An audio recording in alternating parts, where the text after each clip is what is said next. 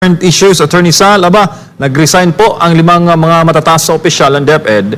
Ilang linggo matapos din mag-resign, naunang mag-resign si Vice President Sara Duterte. Kabilang po sa mga nag-resign ay sina Yusek, Chief of Staff Michael Powa, Undersecretary for Administration Nolasco Mempin, Assistant Secretary Sunshine Fajarda, Assistant Secretary for Procurement Reynold Monsayak at Assistant Secretary for Administration Noel T. Baluyan.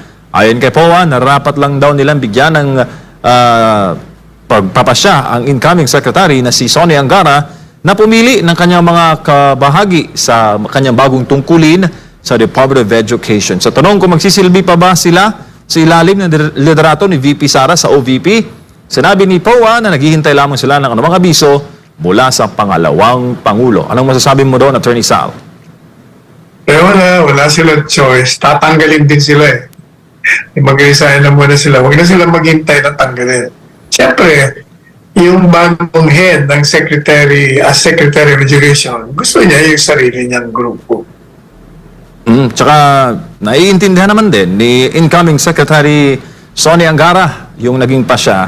At sabi niya, we eagerly anticipate taking on our new role this Friday. Any appropriate appointments will be announced soon as we intend to hit the ground running and drive immediate progress. Tumpak yung komento mo, Attorney Sal. Hindi lang nauunawaan. Talagang papalitan niya yun. That goes without saying. Kaya dapat talaga mag-i-step ka na down. Resign yung principal mo, alis ka na rin. Co-terminus yan eh. Tsaka, Attorney Sal, speaking of VP Sara, maraming nagko-comment sa ating live stream kahapon na natatawa sila, sir, doon sa mga kritiko ni VP Inday na nagsasabing gusto nila ilayo siya kay BBM at paalisin sa gabinete. Pero nung nag-resign, gusto namang paatinin sa SONA. Anong masasabi mo doon, Attorney Sal? Kasi, pag nandun siya, okay pa rin. Ibig sabihin, suportado pa administrasyon. Ayaw nila yun. Kaya gusto nila paatinin. Samantala, speaking of VP Sara Duterte, Attorney Sal, alam mo ba yung bagong resulta ngayon ng survey ng Pulse Asia? Sa tanong kung gaano ba kalaki o kalit ang pagtitiwala nila sa mga babanggitin natin personalidad, PBBM, VP Sara, Senate President Jesus Escudero, Speaker Martin Romualdez. At alam mo ba, number 1 pa rin si VP Inday sa may mataas na trust rating sa lahat po ng mga top officials natin. 71%. 52% ang trust rating ni Presidente Marcos, 69% kay Senate President Escudero, at 35 lang, Attorney Sal, 35% kay Speaker Martin Romualdez. Anong masasabi mo, sir, sa survey na ito ng Pulse Asia? Hindi na yung katakataka. Inaasahan na natin yun. Kasi you will be judged by your performance. Pag mahina performance mo, sa perception ng tao, talagang bagsak ka sa rating, trust, and popular rating. Correct. Tsaka hindi nagbabago, Attorney Sal, yung June 2024 at March 2024 survey. Yung trust rating, 71 lahat.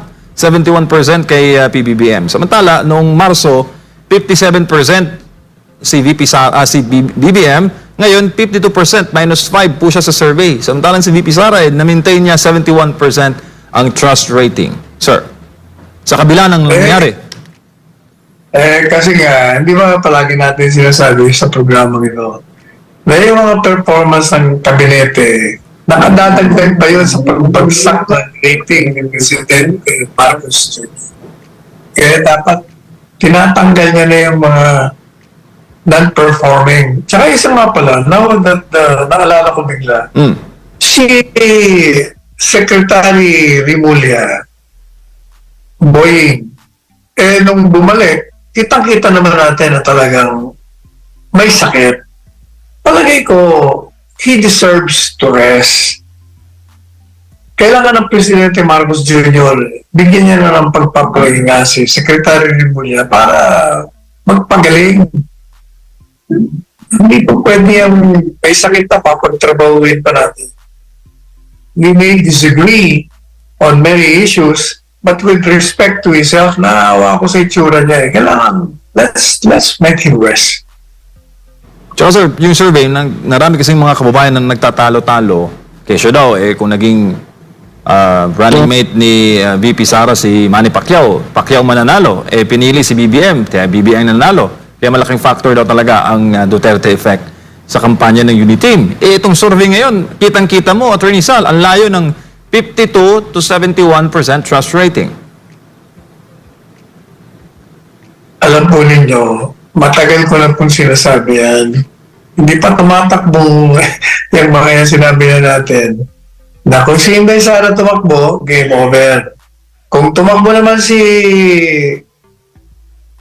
VP Sara as vice ni BBM, talagang mananalo. Kasi nga, inamulit na nating ipinaliwanag na yung 5 kandidato, si BBM lamang ang hindi tumutulig sa kay Presidente Duterte. Ang following ni Presidente Duterte, napakalawak, napakalaki. Kaya lahat yun, siyempre, ang pipiliin nila yung kandidato na hindi tumutulig sa idol nila, sa gusto nila.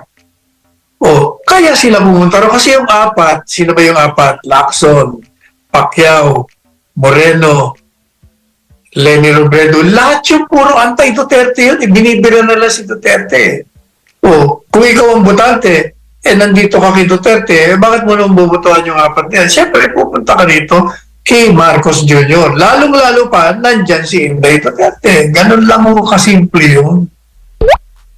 At saka speaking of territory, Attorney Sal, alam mo ba na 35% lang yung trust ratings ni BBM sa Mindanao? Si VP Sara, 95%. So meaning, talagang dismayado ang Mindanaoans, Attorney, sa performance ng mga taga-pamahalaan, lalo na ng Pangulo.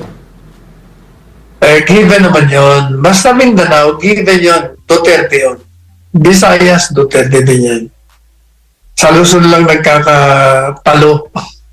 Dahil maraming politiko dito, may kanya-kanya rin mga following.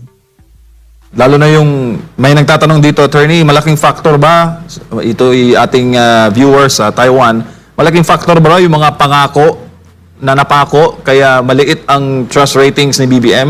Ano masasabi mo, sir? Number 1 yun, yung 20 pesos per kilo na bigas. Alam mo, hindi lang yung pangako eh. Ang tinitingnan ng tao, yung pang-araw-araw na pag-ikot ng mundo nila. Pag yung dating gawin nila ay hindi ma-improve, hindi mabago, ay talagang you will be blaming the present crop of leaders na umuugit ng pamahalaan. Kasi ang palaging inaasahan nila, kailangan nilagay ka namin dyan, nilagay namin kayo dyan, kailangan baguhin nyo naman yung aming kalakaran sa buhay. Hindi yung lalong nyo kaming napapahirapan dahil hindi nyo tinutugunan. Puro politika na sa isip nyo, pagpapalawig ng inyong mga termino. Paninira ang ginagawa ninyo, inaapi nyo, inuusig nyo yung inyong mga kalaban. Yan ang dahilan kung bakit mababa ang kanilang rating. Mas mababa naman ang rating ni Speaker Martin Romualdez. Nagtatanong si Abby ng Hong Kong kung dahil ba ito, Attorney Sal, sa controversial na PI, People's Initiative, dahil ang kanyang latest trust rating, 35%. At kung pagbabasayan natin yung sa Mindanao, pinakamababa doon, Attorney Sal, 24% lang siya nagtitiwala sa kanya sa mga taga Mindanao. Ano masasabi mo doon, sir? Hindi lang yun. Hindi lang yung PI. Nagpisa niya, nung tinanggal niya si Arroyo. Pagkatapos, hindi niya sinuportahan si BP Inday. Siniraan niya pa. Binanatan niya sa confidential funds. Meron niya pa si dating Duterte, Pangulong Duterte. Meron niya pa yung SMNI sa mga mamamagitan ng mga kaalyado niya sa Kongreso. Utos niya lahat yun, siyempre. Kaya, ayaw sa kanya ng tao. Yun lang yun. Thank you, Attorney Sal. Sa ibang balita naman, sumugod po sa Supreme Court si dating Congressman Ega Erice para ipakontempt si COMELEC Chairman Garcia sa naging umunoy pahayag nito na gustong maimpluwensyahan ng desisyon ng Supreme Court laban sa Miro Systems. Buwelta naman ni Garcia kay Erice, look who's talking. Si Margot Gonzalez sa balita. Gusto ni dating Congressman Egay Erice na makontempt ng Korte Suprema si COMELEC Chairman Attorney George Garcia dahil gusto manong ma-impluwensyahan ni Garcia ang magiging desisyon ng kataas-taasang hukuman sa kanyang petisyon na nagpapabasura sa kontrata ng Miro Systems para maging service provider sa 2025 midterm elections. Binasi ni Erice ang kanyang inihayang motion sa naging pahayag ni Garcia na mauuwi sa mano-mano ang magiging halalan sa taong 2025 kung kakatigan ng Korte ang naturang petisyon. As a lawyer, he can and should not forewarn the Supreme Court of the consequence of their decision. Dapat igalang natin kung ano man ang magiging desisyon ng Korte Suprema. Pinangungunahan niya po yung Korte Suprema at gusto niya pong isway yung public opinion. Welta naman ni Garcia kay Erice, Lucas Talking, kasabay ng tanong kung sino ba ang kaliwat kanan kung magpa-preskon. Sino daw ba ang petitioner ng kaso sa Korte Suprema? Saad pa ni Garcia, kung nagsasalita man ito ay dahil kailangan ng i-update ang publiko patungkol sa eleksyon. Samantala, patitingnan ng COMELEC sa National Bureau of Investigation ang mga dokumento na galing kay Erice hinggil sa umano'y iba't ibang local accounts ni Garcia. Hinala ni Garcia, kasama lang ito sa sinasabing 49 offshore accounts na ibinibintang sa kanya. At atin din pong susulatan muli ang NBI at saka po ang Anti-Money Laundering Council para po mas maging mabilis ang kanila pong pagtingin. Tunay ba itong mga accounts na to? Kung tunay yung mga accounts na yan, yung mga number ng accounts, akin ba yan? Ako ba mismo ang nakapangalan dyan? Ako ba ang nagbukas niyan? May mga binuksan daw kasi 2022, may binuksan ang isang pinakanakita natin 2016. Duda ng COMELEC chief, bakit tila pare-pareho ang font ng mga bank document kayong iba't ibang bangko naman ang tinutukoy dito? Alam niyo po yung natanggap ko na dokumento galing sa dating kongresista, pare-parehas ang font, pare-parehas. Ang ibig sabihin po, parang sa tinipe, pare-parehas po yung pagkakatype, binago lang po yung account numbers ko ng mga iba't ibang bangko, pero pare-parehas, alam mo, galing sa isang source, galing sa isang tao ang gumawa lang nito. Hindi po ba kung talagang galing yan sa iba't ibang bangko, dapat magkakaiba. Dapat nga yan, meron pang logo yung mga bangko, pero wala po. So, ibig sabihin po yan ay, yan ay mga fake, spurious, at falsified documents. Doon po sa binigay na dokumento, allegedly galing daw po ito sa abroad.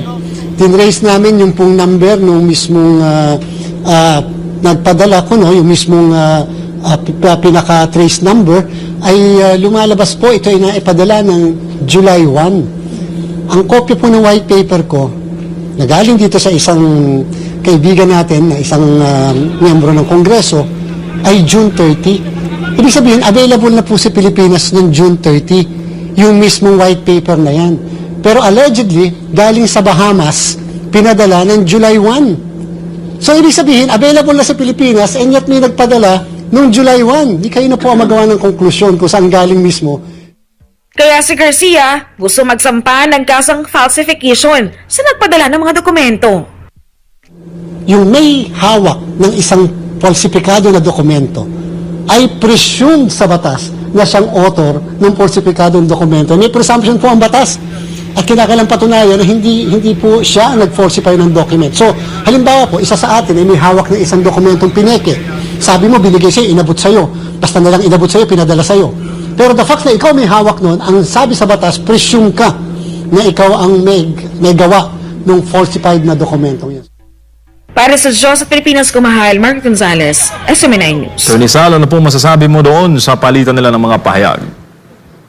Well, number one, yung sinasabi ni congressman, dating congressman, mali yun. Yung sinasabi niya ni influencer ni Chairman Garcia ng COMELEC dahil nagsalita siya na pag yan ay tinuloy yung pagbid ng Koreano ba yun?